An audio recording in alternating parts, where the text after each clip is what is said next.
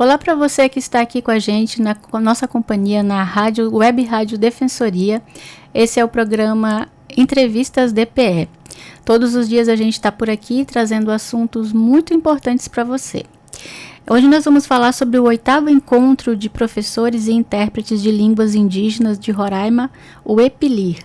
A gente está recebendo aqui a professora Ananda Machado, que é vice-coordenadora do Programa de Pós-Graduação em Educação na Amazônia. Ela vai falar sobre a trajetória dela e sobre as iniciativas que fortalecem as línguas e culturas indígenas em Roraima. O encontro vai acontecer de 1 a 3 de outubro de 2025 no Centro Amazônico de Fronteiras. Vai reunir professores, intérpretes, mestres e pesquisadores para compartilhar experiências e práticas. Além de mesas redondas e mini-cursos, o evento contará com mostras de cinema e exposições artísticas, uma oportunidade para celebrar o multilinguismo e a diversidade cultural dos povos originários de Roraima. Seja bem-vinda, professora Ananda. Obrigada por ter aceitado o convite. Moro Benandu. Bom dia, Makuxi. Caime Manauã, pelo espaço, de diálogo. Estou agradecendo em língua wapchana. Uhum. Professora, a sua trajetória acadêmica envolve história social, memória, artes cênicas, literatura e antropologia. Como essas áreas se entrelaçam na sua atuação com os povos indígenas em Roraima? Então, eu aprendi com os indígenas que ser interdisciplinar não é um problema, muito pelo contrário. A gente olhar o mundo e pensar os problemas, os contextos, olhando de vários ângulos, Então, isso foi um aprendizado para mim. No início, quando eu comecei a perceber que eu estava no teatro, eu estava na educação, eu estava na história, eu ficava inquieta. Eu falei assim, não, vou fazer um pós-doutorado numa área e vou ficar só numa área, mas eu não consigo, Então, eu vejo que vem daí, vem desse aprendizado, No Instituto Insquirã, onde eu trabalho no curso de Gestão Territorial Indígena, lá a gente trabalha com temas contextuais, não é com disciplinas, Então, isso já é um aprendizado também. Eu vou dar aula de territórios, saberes e línguas, coloco um pouco de linguística, um pouco de literatura, um pouco de história, um pouco de antropologia, um pouco de teatro, Então, e a coisa funciona super bem. Que bom, Você coordena o Programa de Valorização das Línguas e Culturas Indígenas de Roraima. Quais os principais resultados desse programa até hoje?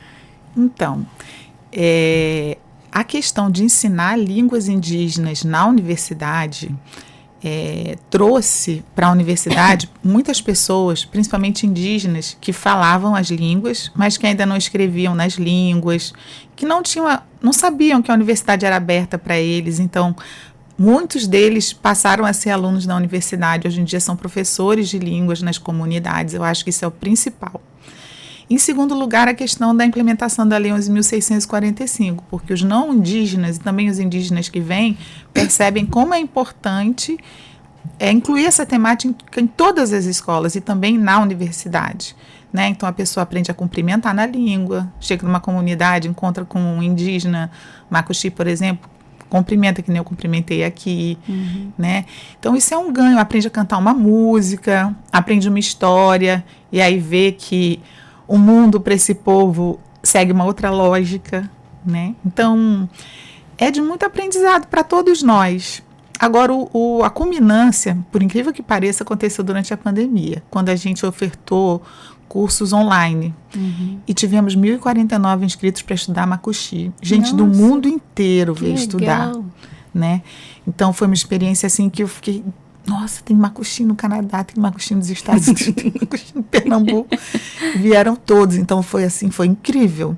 E também em 2016, quando a gente presencialmente recebeu 600 inscrições para aulas de Makuxi, de Wapchana, tivemos que fazer 18 turmas, foi puxado. Agora, avaliando, já vai completar 17 anos que a gente coordena esse programa. A gente ainda não consegue ter uma permanência no sentido assim, um recurso que garanta que isso aconteça todos os semestres, por exemplo, Porque a universidade tem algumas regras, então a gente tem bolsistas, mas como é que a gente faz para conseguir um bolsista que fale língua indígena? Aí tem que seguir a ordem de colocação e aí a gente recebe bolsistas que não falam e dificulta bastante. Como é que eu vou colocar uma macuxi que não fala língua indígena para dar aula de macuxi, né? Então, a gente vem fazendo uma série de outras coisas que são também importantes, trabalhando também com literaturas indígenas, né, mesmo em português, mas que trazem toda essa epistemologia indígena, né, todas essas histórias que são super importantes nessas vidas, né? Uhum. E aí seguimos assim.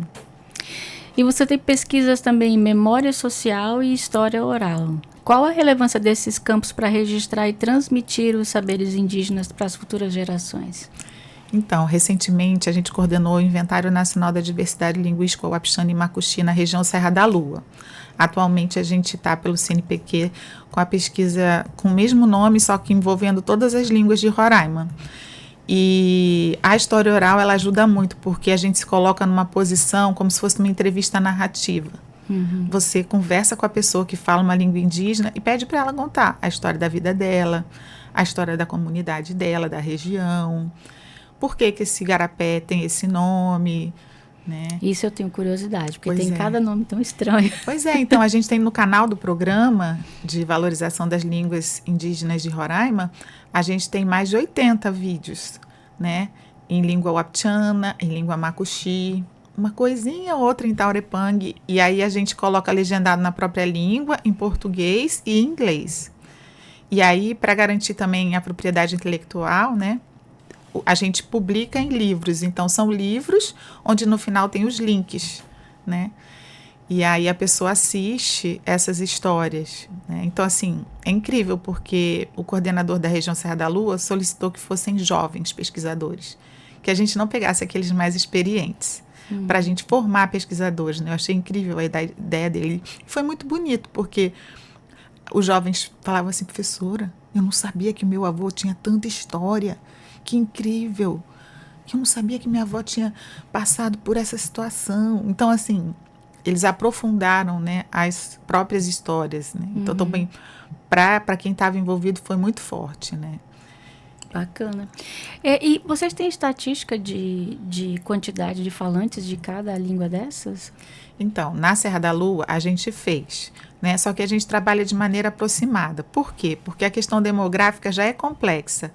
Porque, por exemplo, tem pessoas que são de uma comunidade, mas estão temporariamente vivendo na cidade. Então, né, tem pessoas que, por exemplo, principalmente professores que mudam para trabalhar em outra comunidade, aí vai a família inteira. Então, essa demografia, ela não é... Ela é aproximada estática, também. né? Se a gente cruza os dados da saúde indígena com os dados da FUNAI, com os dados do Estado, você vai ver da educação, você vai ver que tem uma certa discrepância. E com as línguas também. Então, nós seguimos a metodologia que o Instituto do Patrimônio Histórico e Artístico Nacional recomenda para o inventário, né? Só que cada jovem adaptou a seu modo. Então, por exemplo, na Malacaxeta, a gente teve a pesquisadora Andrelina, que ela pegou uma cartolina e desenhou onde estavam as casas dos falantes. Então, o censo sociolinguístico dela ficou diferente de outros que pegaram, por exemplo, a lista de todos os moradores e foram costuchar os professores de língua marcando quem fala, quem não fala, né? E outros fizeram o questionário no modelo que a gente estava recomendando, né? Que era perguntar em língua indígena, que daí já via se a pessoa entendia, se ela respondia na própria língua, né? Para ser uma coisa bem, como é que eu vou dizer, bem fidedigna, né? Digamos assim. E aí a gente teve um resultado. Então, a gente tem comunidades com praticamente 100% de falantes, que são, por exemplo, as do Polo Jacamim, né? A gente tem outras que vai diminuindo um pouco, entre 60% e 70%, até, por exemplo, a Tabalascá, dessas comunidades que estão mais perto aqui da capital, que tem uma média de 10% e até menos, né? Eu imagino que lá no núcleo, né, no Siquirã, como tem vários de várias etnias, né, deve um aprender a língua do outro também, né? Sim, isso é muito legal, porque quando eu cheguei eu pensei que a interculturalidade fosse essa coisa da relação com o não indígena, né? Mas eles mesmos falam. E é fantástica a troca. Eu estou em sala de aula agora com 7 línguas diferentes. Meu Deus. Né? E aí, às vezes, a gente verdadeira acha... Torre de Babel. Não, e a gente acha que, por exemplo, só tem o Uai-Uai. Tem mais de 6 línguas que são faladas em território Uai-Uai. O Estado... Cada um deles tem várias línguas. E aí, quem vive fala, não, professora, tem fulano que fala carafaiana, tem outro que fala mauaiana, tem outro que fala xerel, tem outro que fala iscariana, então, são vários povos, então várias línguas. Só que daí chega a escola, chega a religião, aí traduz a Bíblia para uma língua só. E aí a gente vai vendo a história se repetir de alguma forma, né? Uhum. E como que nasceu o Laboratório de Estudos e Ensino de Línguas e Literaturas Indígenas, o LELI? Quais são os projetos mais significativos dele? Em 2016, a Organização dos Professores Indígenas de Roraima nos convidou para participar de uma assembleia. E nós participamos e foi aí que surgiu também a ideia desse evento, né? Do Encontro de Professores e Intérpretes de Línguas Indígenas. E a gente queria, na época, fazer um núcleo de estudo e ensino de línguas e literaturas indígenas. Só que a gente não conseguiu na época, né? E aí, dando aula na Letras desde 2018, a gente conversando viu que haveria essa possibilidade, né, de ser lá. Então, atualmente a gente tem até 2 salas. Uma grande, que tem um estúdio que nem esse aqui, acolchoado para ter uma acústica boa, né? Uhum. E outras salas. Então, tem dias que tem pessoas realizando suas pesquisas numa salinha, usando o acervo do Jamachim Cultural, né, que é um projeto que tem literaturas indígenas nas escolas e comunidades, que a gente trabalha também. Aí tem alguém gravando no estúdio. A gente faz o nosso grupo de estudo também na antessala do estúdio. Então, e tem também o site, né? O site que está dentro do site do programa de pós-graduação em letras. Então, lá no site tem várias notícias de evento, falando o que é mesmo esse laboratório. Aí tem os livros que foram publicados, né? Tem bastante coisa. E você percebeu alguma transformação no ensino e valorização das línguas indígenas nas últimas 2 décadas? O que a gente acompanha, a gente percebe, mas a gente também percebe que há uma mudança. Por exemplo, o Estado teve concurso, mas entraram poucos para professores de línguas indígenas. Então, sempre entra aquele que terminou o ensino médio e fala a língua. Então, ele não tem experiência, e aí a gente está sempre inventando a roda novamente, como se fosse uma coisa assim. E a gente elaborou, com a região Serra da Lua, uma licenciatura em língua waptiana. E aí seria fantástico, porque o professor ele vivenciaria o processo de estudar já de uma forma bilíngue, né? Porque a pessoa estuda em português a vida inteira. Ela não tem nenhum curso para se formar estudando a própria língua, né? O professor de inglês fica 5 anos estudando inglês, né? Então, a gente fez esse projeto, só que por poucos pontos não conseguiu o recurso do PARFOR, né? E aí está o projeto pronto, né? E é isso, a gente acha que para o ensino ficar incrementado, a gente precisa ter mais materiais, a gente precisa ter uma formação, tipo essa que eu estou falando, na própria língua. Uhum. Mas, assim, para a vitalidade das línguas, a gente precisa que as famílias tenham consciência do papel que elas têm no ensino, né? Na continuidade, na transmissão desses conhecimentos, né? Uhum. E o trabalho com narrativas e dramaturgias em línguas indígenas é uma forma de resistência cultural, né? Você tem alguma experiência que te marcou nesse campo? Ah, sim, foi fantástico quando a gente criou para professores de língua o curso de teatro, né? Usando o teatro como uma metodologia de ensino da língua. E aí é incrível, porque aquele que mesmo não aprendeu a falar, ele decora o texto e faz, né? E quando é teatro de bonecos, que a pessoa fica atrás de uma empanada, aquela que é envergonhada acaba também conseguindo interpretar de uma maneira menos tensa, né? Porque quem é tímido complica teatro, né? E a gente começou a escrever esses textos, porque isso é muito bom para o professor, né? Ter já um texto onde um aluno vai ser o narrador, o outro vai ser a onça, o outro vai ser né, o jabuti. Então, ele começa, né? E quais são os maiores desafios atuais para a preservação e fortalecimento das línguas indígenas aqui? Eu acho que são todos, né? Porque, infelizmente, a gente ainda tem o português muito forte na escola. Né? A gente tem um número muito grande de professores que não falam língua indígena, então inviabilizam o ensino bilíngue, né, de fato. E a gente ainda tem muitos lideranças, pessoas que pensam que para que serve essa língua, né? E aí a gente defende com unhas e dentes, se junta a quem acredita que essas línguas têm uma forte conexão, por exemplo, com a natureza, né? A gente está aí com a COP30, né? Todo esse discurso, sentindo esse calorão, né? O que essas mudanças, que essa crise climática está causando na nossa vida, né? E essas línguas são uma maneira de segurar, né? Por quê? Porque eu vou cuidar mais do quê? Do que eu sei o nome, do que eu sei a história, né? Falam até, o Gerson Baniva diz que as línguas permitem que aconteça uma comunicação com todos os seres, né? Sim. E o pessoal da Década Internacional das Línguas Indígenas, né, professora Altaci Kokama, né, eu sempre gosto de falar dela, ela fala em língua e espírito, né? Então, a Márcia Campbell fala em língua ancestral. Então, é uma conexão com uma luta que vem de muito tempo, né? E aí a gente quer muito que continue e acredita que é possível, né? E qual que é a importância do encontro, né, de professores e intérpretes de línguas indígenas no cenário da educação e das línguas indígenas? Eu acho que é muito importante, até porque tem pessoas que não sabem aqui em Roraima a quantidade de línguas que temos.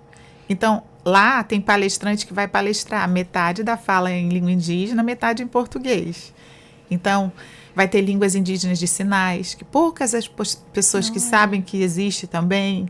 Então, quem participa fica deslumbrado, né? Tem muitas apresentações culturais, muitos cantos, muitas danças, né? Nos minicursos, a gente sempre põe coisas assim que a gente vê que vão frutificar depois. Por exemplo, tem um curso esse ano que tem a ver com elaboração de legislação para o multilinguismo. Então, o que a gente pode criar de lei que é para fortalecer esse uso, né? Assim como as leis de cooficialização a nível municipal têm contribuído, né, para fortalecer, para prestigiar essas línguas. Enfim, tem isso tudo. Tem a questão do cinema em línguas indígenas também, que é fantástico, né? É um diferencial você assistir um filme que é falado numa língua indígena e você acompanha, né, pela legenda em português. Quando eu era criança, eu comecei a estudar no Mato Grosso e lá tinha aula de inglês. Cheguei aqui e ainda tive algumas aulas de inglês, mas a gente não tem, né, por exemplo, uma ou duas línguas indígenas na escola, né, para a gente aprender. E também agora muito importante o espanhol, né? Sim. Nas escolas indígenas, posso dizer que praticamente todas, estaduais, municipais, hoje em dia tem aula de língua indígena, né? Mas é como você está falando, a gente tem aula de inglês na escola, mas a gente não sai falando inglês, né? E olha que tem cinema, tem música, no rádio, tudo em inglês, né? E as línguas indígenas, elas precisam de mais exposição. Então, há propostas, por exemplo, de ao invés de ter uma creche nos nossos modelos, ter uma casa de conhecimento, a casa do avô, onde a criança vai, por exemplo, se a família dela já não fala língua indígena, ela vai passar uma parte grande do dia ouvindo língua indígena. Tudo vai ser em língua indígena naquele lugar, né? Desde a merendeira até, né, a contação de história, brincadeira. Então, tem muita coisa que a gente sonha, mas infelizmente ainda não conseguiu, né? E o encontro ele já está na 8ª edição, né? E o que mudou desde os primeiros encontros até hoje? Olha, mudou assim, por exemplo, ano passado a gente conseguiu a participação de uma pajé. Foi incrível. Todos os dias ela estava lá, desde a abertura até o último momento. E foi muito forte, muito forte. E ela, inclusive, chamou a atenção dos professores, porque no primeiro dia não estava o fogo pronto para ela colocar o maruai. Os professores não estão sabendo mais colocar fogo, quer dizer, chamando atenção para isso, né? Você se distancia da cultura, né? De algo que é a sua força, né? Aí teve isso, a questão da participação também dos Yanomami, que no primeiro, acho que primeiro, segundo a gente ainda não tinha tanto, e hoje em dia tem, né? E assim, essas pessoas que vêm à frente do encontro, vêm participando da comissão, fizeram com a gente o primeiro curso de formação básica de intérpretes de línguas indígenas, né? Essa discussão de formar intérpretes e tradutores vem desde o primeiro encontro, então a gente já teve uma formação e a gente está com planos de fazer, fomos convidados agora a nível de Brasil para oferecer essa formação em todos os biomas, um desafio em várias línguas. Então, acho que assim, o encontro já teve a sua versão online também, que daí trouxe uma poeta, tradutora, doutora em linguística da Guatemala para participar.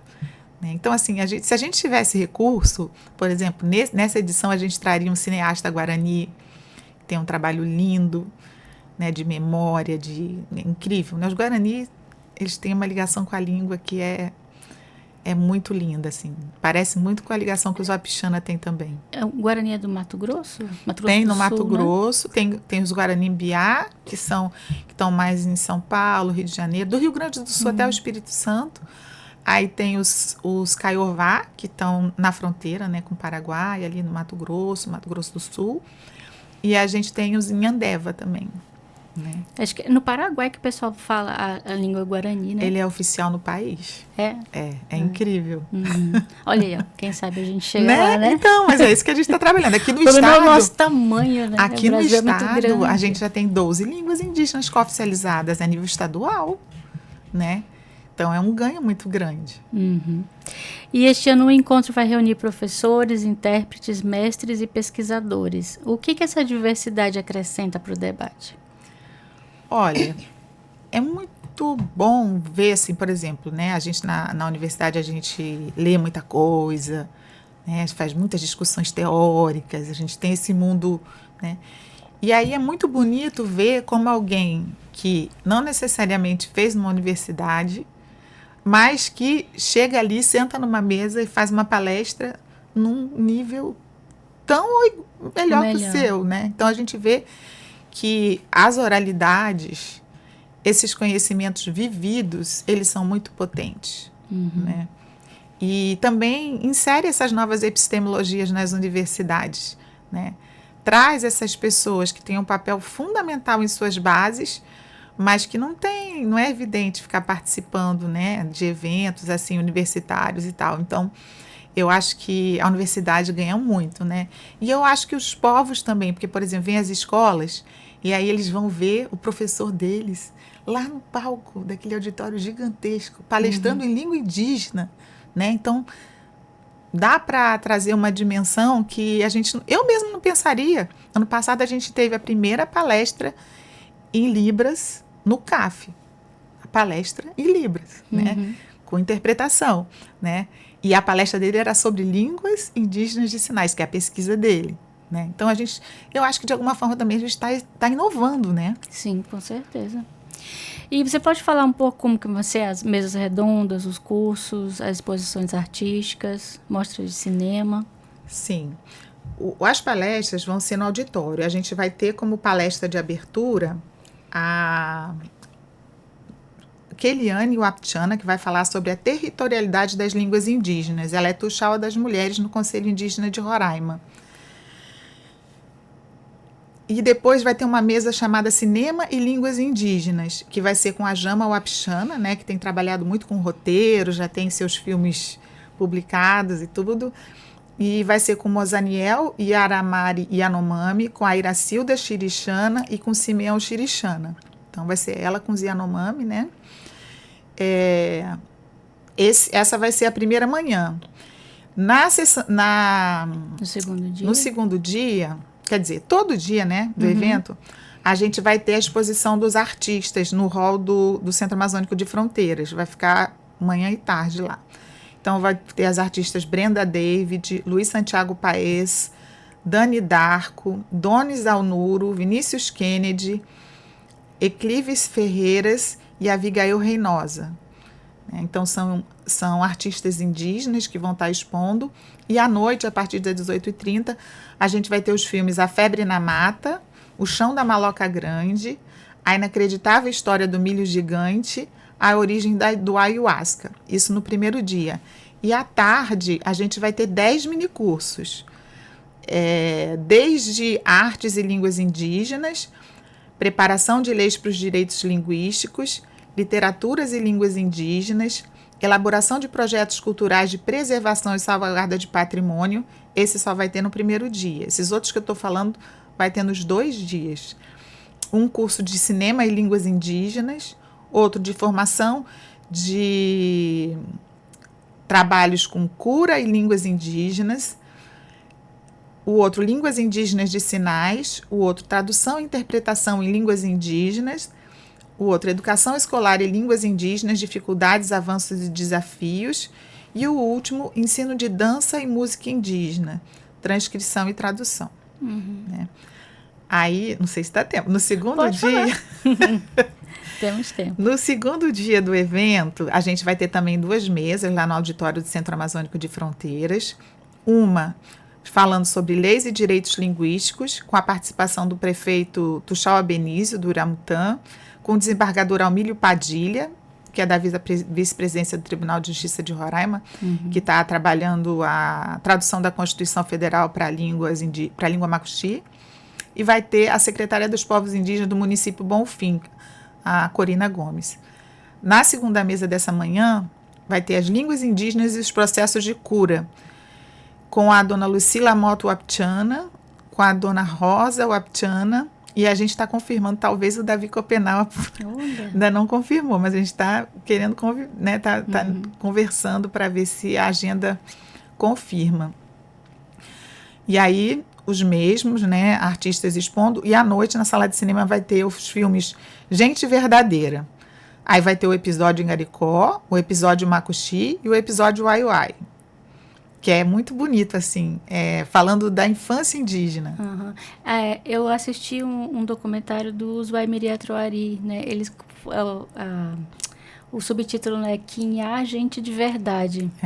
Muito bonito. E aí, no último dia do evento, de manhã, no auditório, né, a gente vai ter a mesa Educação Escolar Indígena, Avanços e Desafios, com o Auro José Batista de Souza, que é um professor macuxi que representa o Estado no movimento da Década Internacional das Línguas Indígenas, né, que tem aí esses 10 anos que a Unesco declarou como década, né, das línguas indígenas. A Rosemary Torres Moraleda, que é o Aral. E a gente vai ter a mesa O Trabalho dos Intérpretes das Línguas Indígenas de Sinais, com Wesley Rodrigues da Silva, que é macuxi, e Lislin Pérez Almeida, que é o Wapchana e é mestrando em letras na UFRR. E a parte da tarde, a gente permanece no auditório do CAF, que a gente tem uma mesa deliberativa, onde as propostas, a carta do evento é escrita, né? E temos a palestra de encerramento, que vai ser Língua como Direito e Patrimônio Cultural, o Inventário Nacional da Diversidade Linguística, com a Thaisa Lume Iaui, que é a coordenadora da diversidade linguística no IFAM, Brasília, né? Ela vem de Brasília. E aí, em seguida, a gente tem lançamentos de livros, alguns que são de distribuição gratuita, e mantém a exposição de arte, e nesse último dia a gente não tem cinema. Ufa, programação extensa. E qualquer pessoa da comunidade pode participar? Tem pré-requisito? Qualquer pessoa, né? A gente está divulgando o link de inscrição, a gente está divulgando um kart que tem também um QR Code que a pessoa consegue se inscrever. Você falou agora, no final, vocês vão elaborar uma carta, né? Sempre a gente faz um documento sistematizando as deliberações. Nesse encontro, a gente está já... espera que fique pronto, né? Tem um livro que a gente vai contar um pouco o histórico do evento, né? Desde o primeiro até agora, com foco no 7º, né? Que foi ano passado. Que a gente conseguiu um financiamento e aí a gente vai ter esse livro para distribuir. E esse documento é importante para formar políticas públicas, né? Para a valorização das línguas. Sim, sim. A gente quer contribuir para orientar esse processo, né? Aí também vai ter um livro que é fruto do resultado de uma pesquisa de pós-doutorado que a gente coordena no PPGL, que vai ser lançado também no evento, que vai chamar, ai meu Deus, Penaiai, Penarongon Pandoni, Morobai e Anubenam Pandoni, né? Que é um português? Livro... Não dá para saber? É um livro que fala de memória macuxi, que tem as histórias antigas e inventadas, né? E aí é um livro bilíngue de literatura macuxi, que foi escrito pelos professores que fizeram um curso no ano anterior de escrita criativa, de escrita de memória. Então a gente está com esse trabalho aí para distribuir também para quem vier ao evento, né? E quais são as maiores expectativas da comissão organizadora sobre o encontro? É que a gente consiga lotar o CAF, que é um desafio e tanto, né? É grande, né? A gente, da última vez que eu olhei, já estava quase com 300 inscrições, mas é pouco ainda para aquele espaço, né? Uhum. E que dê tudo certo também com a questão da alimentação, né? Que o pessoal que vem do interior acaba almoçando com a gente e tudo, né? Para dar tudo certo e que a gente consiga, né? Fortalecer o uso dessas línguas, que a gente consiga que as pessoas se sintam bem, se sintam felizes, né? E que cresçam, né? Que a gente consiga trazer alguns elementos novos que elas possam estar incluindo no trabalho delas. Porque até quem entrevista, né? Se você sabe que a pessoa conhece alguma outra língua, você pode estimular que ela fale alguma coisa.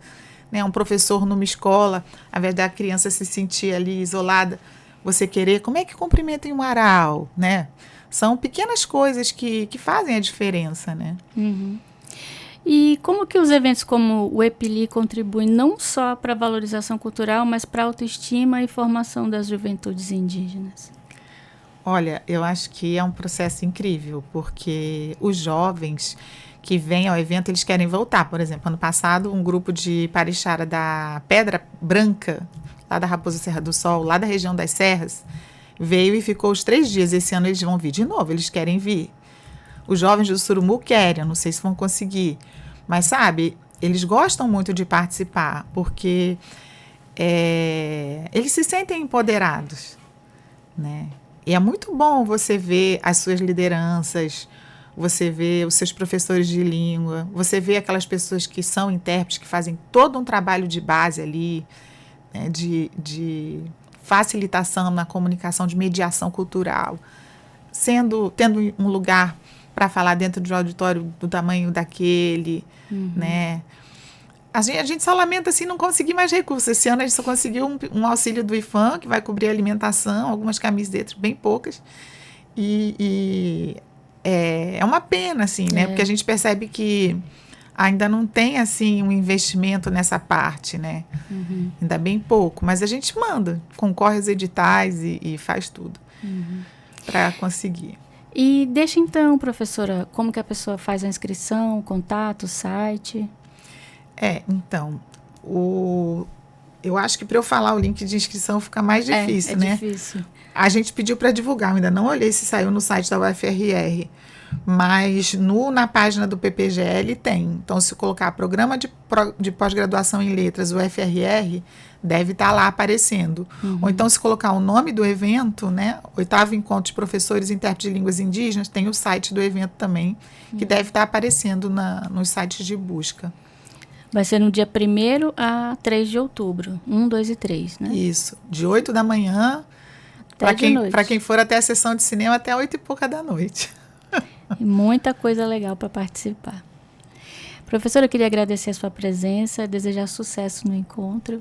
E, gente, eu fiquei olhando a biografia desta mulher, eu fiquei encantada.